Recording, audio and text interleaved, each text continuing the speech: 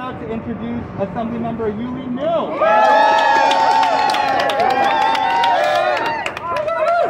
I can never top James Sanders in any speaking engagement. But I want to say this. I want to say that this is the coalition that has been fighting against predatory lending, that has been fighting to make sure that we are putting the taxes on the right folks, and that we are making sure that we are actually holding our government accessible and transparent and accountable to us.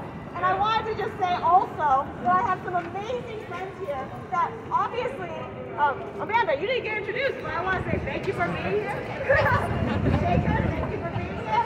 I just wanted to say that, you know, this is an amazing time when we have more than ever seen the need for a public bank, right?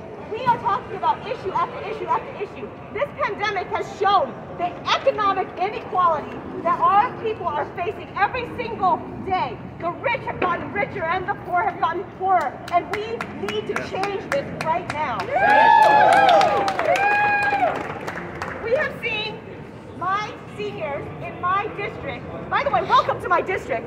I don't know if you know this, but right now we are standing on Wall Street, but just up the block, we have Smith houses, we have public housing, we have Chinatown. And I want to tell you that right now, even robocalls alone, these predatory phone calls to some of our seniors are making it so that they are losing millions of dollars. My district has been fleeced of millions of dollars just through predatory phone calls. And I just want to tell you also that, you know, we have seen this predatory behavior when the banks were going after PPPs, right? It was like completely inequitable. They were giving it out to their own VIP clients rather than the small businesses in our communities. Our small businesses were needing these PPPs. Our small businesses were needing this help more than ever. That's right. Some of our communities lost so much business. Chinatown was shuttered not just because of the pandemic, but because of another pandemic called racism. And we saw that a lot of our businesses lost business. And we need to make sure that this help was going to the small businesses that needed the most. And yet, these big banks did not prioritize us. They prioritized, I don't know, Ruth Chris? So I just want to say Shake Shack, right? But I want to say that, you know, this is when we need a public bank. We have seen it time after time after time. A public bank would have made a different choice. A public bank would have made sure that those federal dollars went to our small businesses. A public bank would have made sure that the investments were in our communities.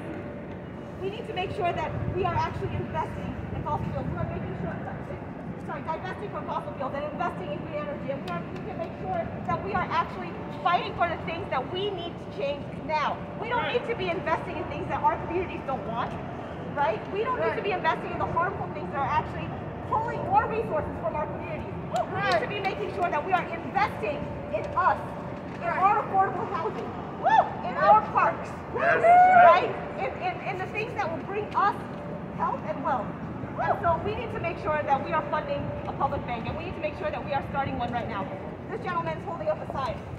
These are the fees, the overdraft fees, the maintenance fees, and the ATM fees that our banks have been charging us time after time after time. Did you know that if you have an account that holds more than $150,000 in it, that you don't have any of these fees? Shame! But if you have an account that has less than $500 in it, you're paying fee after fee after fee after fee. Why? Why this disparity? When you have less, they take more from you. When you have more, they take nothing from you and give you things. Like, this is not fair. This is inequitable. And so we need to change this right now. In fact, the legislature just this last year, passed a bill that would make it so that the checks that you deposit are taken from the smallest amount up, so that you're and deposited in order by date. Instead of taking the largest amount and then making it so that you're paying fee after fee after fee. So we can change these inequitable systems. We need to make sure that we have a public bank to show them how this works. Thank you so much for everything.